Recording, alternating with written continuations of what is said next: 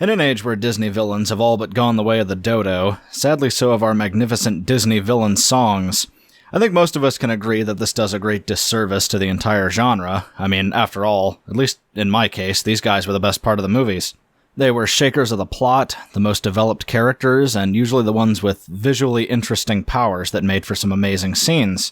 I guess it's fortunate that the last instance of a true classic Disney villain was also one of the best, because the last time we got one of these guys was Dr. Facilier. But the reason for this video isn't the fall of Disney villains or the greatness of their final edition in the Pantheon. That video will be a little later. No, today we're going to analyze the very best that this era of Disney had to offer in regards to both villains and their epic songs professing their villainy. You don't need to guess, because I assume you already read the title. We're talking about Hellfire! Dark Fire! Now, I know it's not exactly a hot take to say that Hellfire is among the best Disney villain songs of all time, but I'd like to give my 2 cents on exactly why this song resonates with viewers so strongly. Before I can do that, I have to give a blanket spoiler warning for the entire Disney's Hunchback of Notre Dame film, however, because I have to delve into some of the most crucial moments in the film in order for this to all make sense. Now, for those of you who haven't seen the film, I'll give the basic outline, because otherwise you'll be kinda lost throughout the rest of this video. The Hunchback of Notre Dame takes place in medieval France. The parents of a physically deformed Romani child are murdered on the steps of Notre Dame by Claude Frollo, the Minister of Justice in Paris, and his religious crusade. Frollo, overcome with fear of going to hell for murdering a woman on church grounds, agrees to raise the child so long as he's kept inside the church so that nobody can see him. Frollo is shown to be emotionally abusive to the boy, even naming him Quasimodo, which roughly translates to half-formed or malformed. Despite his supposed guilt for the ethnically motivated murder of Quasimodo's mother and father, Frollo continues to imprison and kill all the Romani in Paris. Eventually, he stumbles upon Esmeralda, a beautiful young Romani girl, and becomes obsessed with her. Esmeralda ends up imprisoned within Notre Dame by Frollo, who threatens to arrest her if she leaves the sanctuary of the church. Meanwhile, Quasimodo plots to help Esmeralda escape. And that brings us to the point in the story where Hellfire takes place. Before we officially delve into the song, however, I think it's important to give an overview of Frollo's character because it helps to paint a clearer picture of his motivations and his beliefs. You see, at his core, Frollo is essentially an embodiment of hypocrisy. Almost every scene he's in showcases this blatant cognitive dissonance. He professes to be morally superior to everyone around him, and yet he's obviously the most wretched character in the entire story. In the second scene he's in, Frollo sings a song to Quasimodo about how he's the only one who cares for him, and that the rest of the world is evil, and yet all the while says the very things that he's supposedly shielding Quasimodo from. Remember what I've taught you, Quasimodo. You are deformed. I am deformed. And you are ugly. And I am ugly. And these are crimes for which the world shows little pity. Now, we see that the townspeople are cruel, as Frollo suggested, when they viciously humiliate Quasimodo in front of the crowd, but the hypocrisy comes through yet again in that Frollo callously allows his torment, proving that at the very least he's no better than they are. Frollo's belief that he's a sort of ambassador to God's will goes into megalomaniacal insanity, as we'll see shortly, and this brilliantly illustrates yet again how he's a direct contradiction of the humble messenger he pretends to be. Now, I'll get way more into this in my What Happened To video, wherein I'll chronicle every single incarnation of the story from its inception all the way to the horrendous sequel to this very movie. But there is a point on the table about this very topic that absolutely has to be addressed, and that is the idea that Frollo is an unrealistic character. This is important to keep in mind during our exploration of his song. Now, I'm not just picking on Shafrillas here, because I've heard this many times from many different people. The claim essentially goes as follows. Frollo is unrealistic because he has people tortured, he's abusive toward women, he attempts to kill a child, and he persecutes an ethnic and religious minority because of his own political fanaticism. Now, maybe I'm being uncharitable here, but that's essentially the argument as I've heard it laid out. For the time being, all I have to say about this is, why don't you tell that to the person who inspired Frollo, Eamon Goth? Eamon not only did all of those things, but was so realistic that he was a real person. It's dangerously ignorant to claim that people like this don't exist, because they do. The brilliance of this film is in... Well, you know what? I'll let Frollo's voice actor explain it way better than I ever could. We've tried to make him into a fully fleshed, three-dimensional character, a tragic figure rather than an out-and-out senseless villain. In other words, everything he does in a wicked sense is understandable but not excusable. See, Frollo, when he's trying to get his own way, tends to be arch. That's the way I see him. In other words, you could see through him, really, because nobody trusts him. I mean, Phoebus doesn't trust him right from the word go. And Esmeralda certainly doesn't. And Quasimodo certainly knows about him. So whatever he's trying to do, Frollo, in an attempt to get his own way and get his ambitions realized, is really transparent. We can see through him. So with that, let us begin. Now, the interesting thing about Hellfire is that it's actually a song in two parts, and the reason should be obvious based on the titles. The first half is Quasimodo's, a song called Heaven's Light. In this song, Quasi sings about how he hopes that Esmeralda loves him romantically, but he also says that even if she doesn't, he still values her friendship and the kindness that she showed him. Next, we get a sort of intermediary choir of the Bishop of Notre Dame and what I assume are monks or deacons singing in Latin.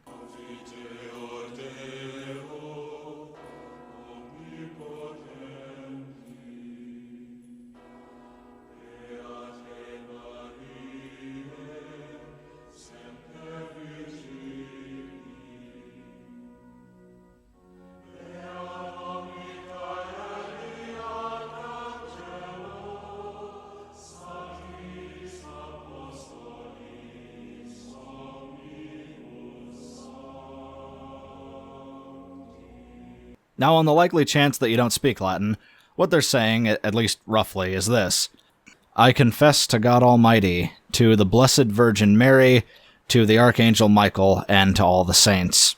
It then cuts to Frollo's castle, where we see him scornfully looking out the window. Now, this perfectly sets up the operatic scene that we're about to witness, and also brilliantly prompts us for a confession. But what is that confession? Well, let's press on.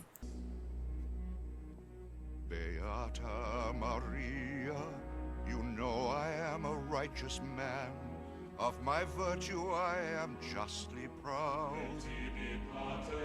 Beata Maria, you know I'm so much purer than the common, vulgar, weak, licentious crowd.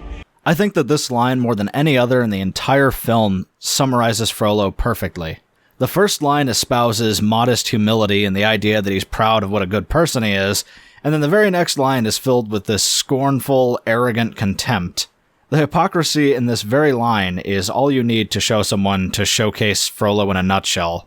He goes on to ask why he has lustful feelings for Esmeralda if he's such a pure and noble soul. Frollo compares his feelings for Esmeralda to hellfire that's consuming him and turning him to sin. We then get this amazing and striking piece of animation.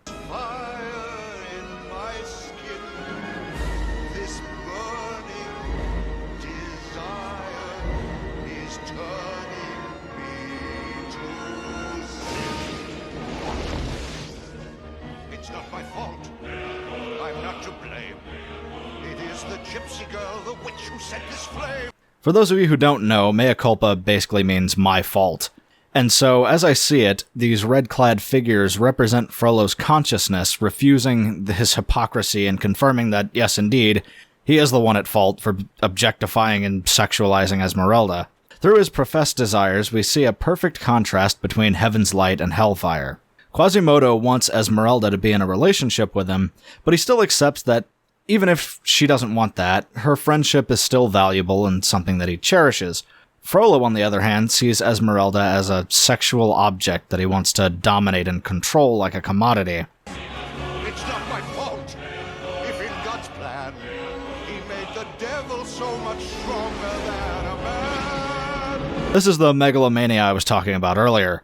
Frollo starts off blaming Esmeralda for his perversion. Then he blames the devil, and finally blames God himself. This line is genius because it showcases that Frollo is so utterly unwilling to accept his own flaws that even as a self-professed religious Catholic person, he blames the very deity that he worships rather than himself. But my absolute favorite part, not only of this song but of this entire film, is right up next. Maria, don't let the siren cast her spell. Don't let her fire sear my flesh and bone. Destroy Esmeralda, and let her taste the fires of hell, or else let her be mine and mine alone. Minister Frollo, the gypsy has escaped. What? She's nowhere in the cathedral. She's gone. But how? Never mind. Get out, you idiot. I'll find her. I'll find her if I have to burn down all of Paris. So two things. One, the shot of Esmeralda and the smoke of the fireplace is an amazingly creative and memorable piece of animation. But even more importantly, within the context of this film, Frollo's prayer was actually answered here. The guard, who's covered in this heavenly white light, tells Frollo that Esmeralda escaped the church and that no one can find her. This essentially gives Frollo a chance to let go of his obsession and return to his life as normal. It's literally exactly what he asked for only moments ago, for Esmeralda to either disappear from his life or to be his. This is such a masterful detail that's so easy to miss, but nonetheless it constitutes my favorite part of this entire film. God have mercy on me, but she will be mine, or she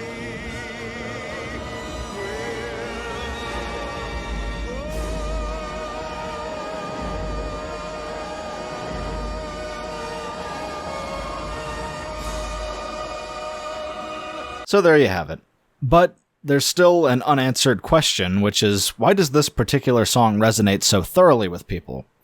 I mean, don't get me wrong, a lot of Disney songs are more famous than this one, but what is it about this particular song that makes the top of so many lists of best Disney villain songs? Well, I mentioned in my last video that Biggering is my favorite villain song of all time, and it's basically for the same reason that Hellfire makes the second cut in that list. It's because the type of evil expressed in the song is one that's extremely relatable. Not that the villain's motivations are relatable, but the victimization at the hands of that person is relatable. The problem with a lot of Disney villains is that they're usually at the echelons of society, but without motives that directly impact the people at the bottom, outside generic hardship that turns the land into Mordor whenever they're in charge. How many people can honestly relate to their uncle killing their father so he can take the throne? How many people can relate to being the victim of an evil sorcerer who steals their genie lamp? But in the case of Biggering, for example, everyone can relate to being screwed over by a corporation, whether it's because they work for them or because they're the victims of their callousness. And more pertinent to this video, how many people are the victims of abusive parental figures? How many people are the victims of oppressive fanatics? How many people are the victims of abusers of women? Frollo works because he's a kind of evil that's felt by everyone. He's the type of monster that's so real it makes people uncomfortable. And that's both the reason he's hated and yet so venerated as a masterful character. And Hellfire is the perfect encapsulation of all these things. It's a glimpse at someone in their most private moments and with their most disturbing thoughts. It's the true insanity that lies beneath the minds of people who are so thoroughly able to trick people into thinking that they're in control of their emotions. Now, I realize this wasn't exactly a very funny or uplifting video, but I figured the material didn't really lend itself to that, and it'd be pretty distasteful to riddle this video with jokes. But I do have a fun bit of trivia for you to smooth everything out. Tony Jay, who played Frollo, had trouble singing the final note in Hellfire and asked the composer Alan Menken to lower it, but Menken said no, so Tony had to take classes to train his voice to sing the note. So there you go, and now we can all leave happy. And don't worry, the next video will be a lot more uplifting and a return to my usual snarky self. Thank you for watching. If you liked the video, leave me a like, or dislike the video if you didn't like it. Let me know what you thought down in the comments, and if there's anything you want me to make a video about, tell me. The next video will either be on The Princess and the Frog, and the death of Disney's 2D animation, and at least in movies, and the other one could potentially be what happened to the Addams Family, which will be a lot longer. But in any case, it'll be significantly more lighthearted than this one. And anyway, that's all for now.